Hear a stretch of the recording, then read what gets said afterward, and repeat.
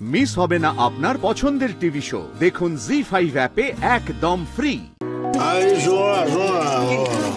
সেটা হচ্ছে আমি না মানে কাজ আছে তো, আমি একদম বাড়িতে যাবো।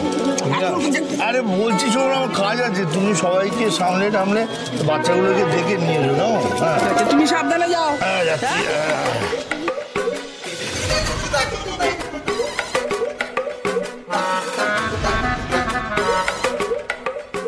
ভয় করছে, আবার ভয় করছে আমার।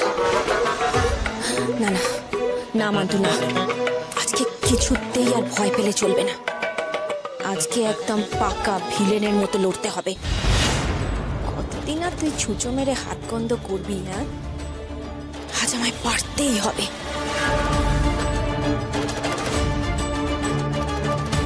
বুঝতেও তো পারছি না, ওদিকটা একবার দেখে এলে ভালো হতো। কি জানি কদ্দূর। ঘটক দিদির তো আবার কই মাছের জান, সহজে কি ডুববে চলে কি জানি।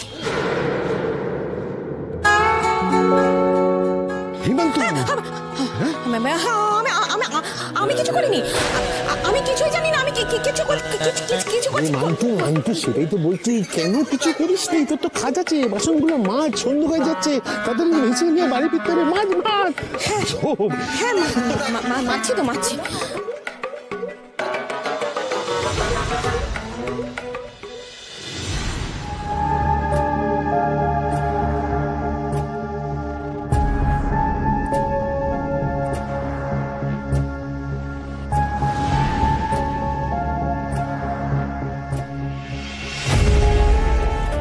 হে ভগবান, এ মেয়েটা ডুবে মরলো নাকি রে বাবা? তাই তো মনে হচ্ছে। জলটাও তো কেমন নিস্তরঙ্গ দেখছি, কোনো আওয়াজ নেই, কোনো ছটপটানি নেই। এ বাবা, মরে গিয়ে আবার বডিটা ডুবে গেল নাকি? ওরে বাবা রে, আমি এই পুকুর ঘাটে বেশিক্ষণ দাঁড়িয়ে থাকবো না। তারপরে যদি ঘটক দিদির আটটা আমার ঘাড়ে চেপে আমার ঘাটটা মটকে দেয়, বাসনগুলো ভালো করে তাড়াতাড়ি মেজে এইখান থেকে যত সম্ভব তাড়াতাড়ি কেটে পড়ি। বাবা গো, না না বাচ্চা, ঘটক দিদি কোথায়? আরে ঘটক দিদি কিন্তু অনেকক্ষণ দেখছি না মা। আরে ও মান্তুর সঙ্গে বাসন মাজতে গেছে। হ্যাঁ মামি, বৌদিদি এটা করতেই পারে, নো ওয়ান্ডার। কিন্তু অনেকক্ষণ ওকে তো দেখতে পাচ্ছি না, নজরেও আসছে না। দেখো এই কাব্য, আমি কিন্তু ওকে ওই লাস্ট বাসনপত্র নিয়ে পুকুর ঘাটের দিকে যেতে দেখেছি। তাহলে কি ও ঠাকুরজির সাথে আছে? না না না না, উঠবি 1 মিনিট। ওই মান্তু তো ওখানে দাঁড়িয়ে দাঁড়িয়ে একা একা বিড়বিড় করছিল, আমি তো বললাম যে সন্ধ্যা হয়ে যাচ্ছে, ঘাটে গিয়ে পুকুর পাড়ে গিয়ে বাসন মাজতে। তাহলে কি ঘটক দিদি? একটা ফোন করো না, ফোন করো। ফোন কর রাজু। ফোনটা রেখে দিয়ে গেছে এখানে।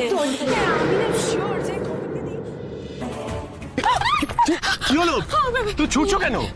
ছুটছি না, হ্যাঁ ছুটছি তো, ওই ছুটছি মানে ওই বাসন মেজে সাবানটা আনতে ছুটছি। আচ্ছা পিসিমণি হয়ে গেলে তো আমাকে ফেলে তোরা সবাই চলে যাবি।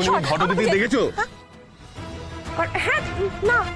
জি5 ডাউনলোড করুন আর সব এপিসোড দেখুন একদম ফ্রি।